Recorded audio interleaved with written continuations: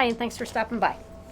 Today I'm going to be working with a 40-ounce skinny straight mug from Craft Haven, and this pretty vinyl is from FLYNN Designs, and it's called Turquoise Floral Pattern.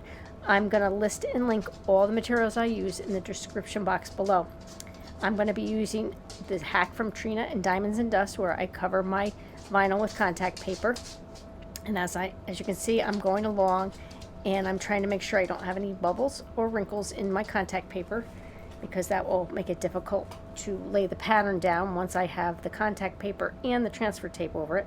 I'm going to trim the edges around, and I'm going to be using a template I created from a SVG I got from Creative Fabrica, and I will also link that SVG I purchased. It's with a bunch of different items, and this one is a paint stroke, I think it is, and I broke down the pattern and I just connected them together and made it a cutting template, and I did that on my silhouette. I found it was easier to do it on the silhouette than my Cricut. I used the silhouette for a long time previous. I used to make cheerleading bows, and I would make the pattern. So here's the pattern. I'm going to be taking the excess off from around the edges of the cut template, and then I'm going to be putting my contact paper over the top so I can lay it on my tumbler.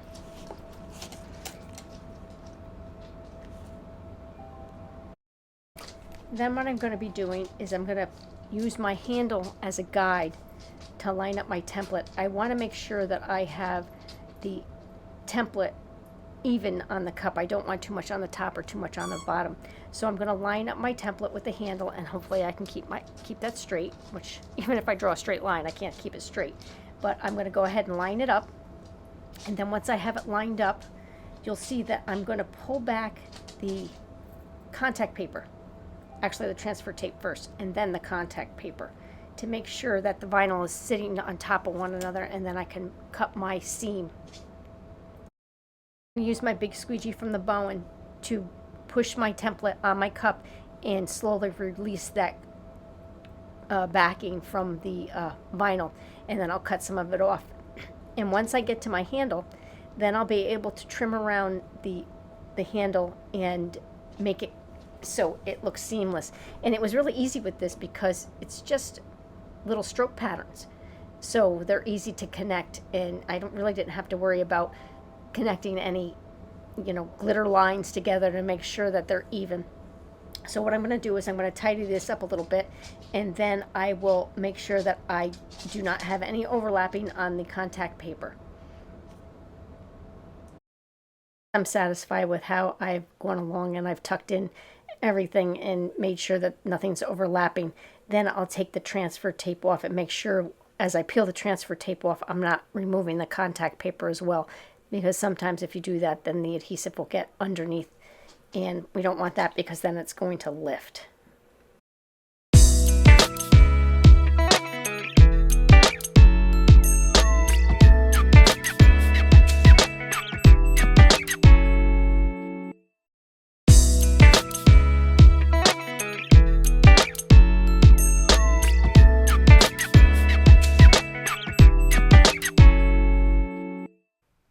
Once I've taken the transfer tape off and I know everything's lined up, I'm going to go and I'm going to make a custom mix. Two of the glitters I used are from the Glitter Grind, Pool Party and Get Naughty, and then the other is from the Glitter Guy, Cotton Candy Magic. Unfortunately, the Glitter Grind is closing, but I do know that they have these two glitters that I used available, and I think I'm going to get some because I really like them. So I'm going to mix these two colors together until I'm satisfied that they look good against the vinyl, because I wanted to try and match the flowers in the pattern as close as I could, and I was pretty pleased with it. The glitters that I use are fine, and I think one's an ultra fine as well, so I didn't really have to worry about too much sanding after I did my first coat of epoxy. So what I'm going to do is add my adhesive, and the adhesive I'm using is something I saw Sandy from Sandy's Organized Chaos use. And I did like it at first, and I'll find what it is and list it in the description box below. But I let it sit too long because I was trying different ones, and I just wasn't happy with how it was spreading. It did the job, but I did add some water to it. It just got too thick, and like I said, I think it sat too long, but I didn't have any trouble because I think I put it on so thick with my glitter adhering to it. But I'm going to go ahead and do the top, and once I've completed that, then I'll do the bottom and then the handle.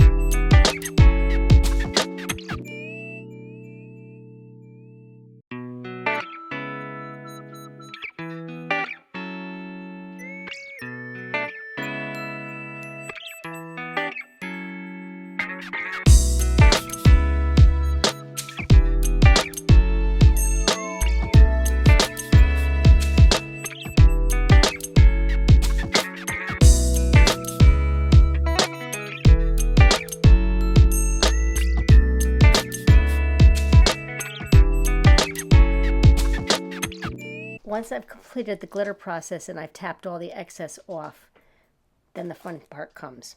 When I peel off the contact paper. I'm sorry about my dog barking in the background. That is the fun part. When you see that come to life and you see the nice crisp lines that it leaves once you've pulled that contact paper off, that is the most satisfying. Once I had pulled the contact paper off, I let it sit for about an hour. And then I sprayed it with 2 coats of matte enamel, clear enamel, to make sure that I didn't get any contamination on the vinyl. And then I went in with 1 coat of the FLYNN Sisters Fast Set. I did 40 mLs, and then I did 2 more coats of the Artistern epoxy, and I think that was a total of 20 mLs.